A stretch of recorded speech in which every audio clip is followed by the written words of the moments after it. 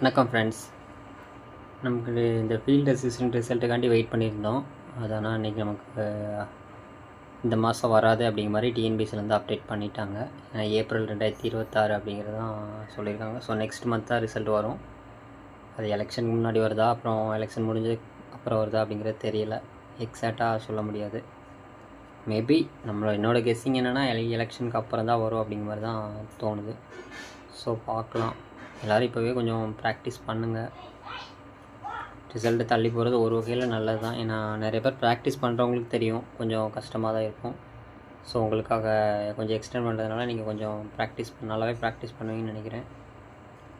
Practice பண்ணுங்கள். Practice பண்ணால் மட்டுமே சக்ஸஸ் பண்ண முடியும்.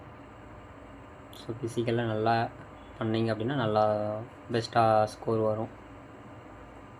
Okay friends, thank you.